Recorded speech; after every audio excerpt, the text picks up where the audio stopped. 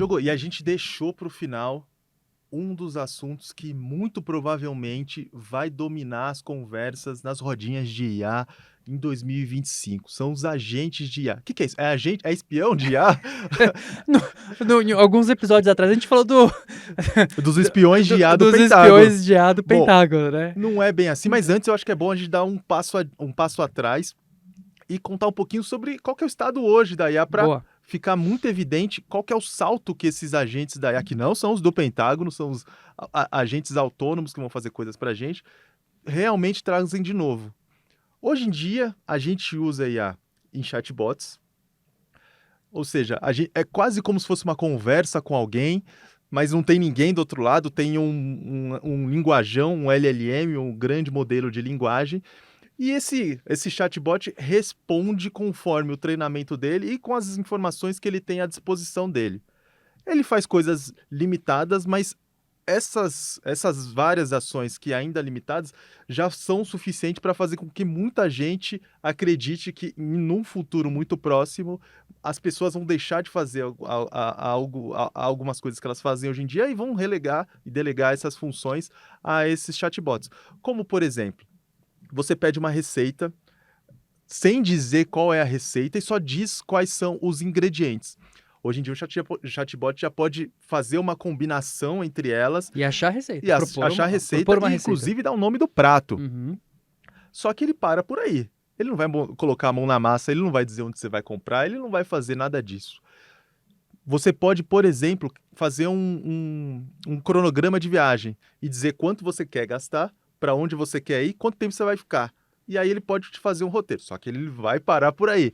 O próximo passo, aquele de botar a mão na carteira, enfiar a mão no bolso e começar a comprar as coisas, ele não vai fazer isso, né, Diogo? Não vai fazer. Então, o que você trouxe, acho que é o estado da arte, né, atual do momento dos chatbots. Né? Então, eles respondem, eles trazem o que você precisa, mas eles param por aí, né? E agora vem essa proposta dos agentes de IA. Né? Por que agente? Porque ele vai agir. Então, não somente ele vai propor a receita para você, como ele pode saber, ó, puta, para essa receita tá faltando um item na sua geladeira. E aí ele pode, de repente, já fazer esse pedido na Amazon para você. Peraí, aí você deu um salto. Ele Dei vai um ficar salto. vasculhando minha geladeira? Não, tô pensando assim, se você pensa... porque quando a gente tá falando de agentes, a gente tá pensando... vamos definir o que seria um agente. Sim. Seria um sistema que ele tem acesso a um ambiente. Uhum. Né? Então, ele tem acesso ao ambiente, ele coleta informação desse ambiente e ele consegue tomar decisões e agir também nesse ambiente. Ou seja, entre a minha receita, que eu falei um monte de coisa lá, não cozinho nada, falei um monte de bobagem, falei que eu vou usar aquilo outro, ele vai acessar a minha geladeira, que é conectada, vai ver o que tem lá dentro. Se tiver esse acesso a essa informação, sim, né? E vai agir para você. É que esse caso, acho que da receita, não ficou tão bom porque envolve uma questão toda física, né? Mecânica também, de como é que ele vai saber o que está dentro da geladeira e tal. As geladeiras conectadas, você pode ter esse tipo de informação. Mas vamos então para um exemplo mais didático aqui, que você também citou, que é o de viagem. Uhum. Vamos supor que eu queira viajar para algum lugar. Fala um lugar aí, paradisíaco. Tailândia. Tailândia. A gente vai para Tailândia. Vamos pra Tailândia. Beleza. E eu quero, então, que ele faça esse roteiro para mim, sei lá, de 7 dias na Tailândia. Então, ele já cria esse roteiro. Só que eu quero também que ele já pesquise para mim quais são as melhores passagens, dado o custo-benefício de viagem, de escala e etc. Até aí ele faz isso hoje. Faz isso mais ou menos. Mais ou menos, Mais tá. ou menos, porque ele não vai pesquisar em tempo real para nós. Ah, e que tal Entendeu? pulo do gato também? Entendeu? Então ele vai pesquisar para nós em tempo real, falando, ó, essas daqui são as melhores estratégias, essas melhores passagens, você quer que eu compre para você? Opa, ele vai comprar? E aí ele pode finalmente chegar nesse ponto, se você der as permissões necessárias e se os sistemas estiverem adaptados para isso, né? Se, por exemplo, o site da companhia aérea tiver esse tipo de integração, permitir que ele já faça essa etapa de compra. Viu qual que é a diferença? É enorme. Né? Meu Deus, eu tô pensando na galera que é viciada em comprinha na Shein. Então, vai ser dureza. Vai ser dureza. A cada 15 dias, pesquise os maiores descontos na Shein de blusinha tal e tal e tal e compre 3. Já pensou?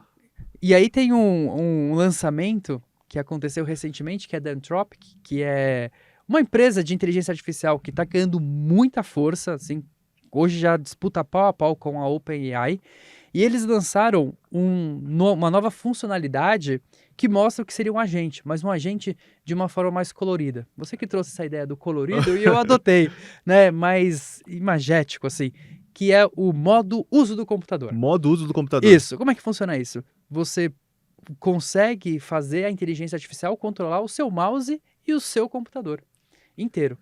Então, nesse caso, eu posso falar para ele, pesquise para mim passagens para Tailândia ainda no dia 3 de dezembro, voltando no dia 15 de dezembro,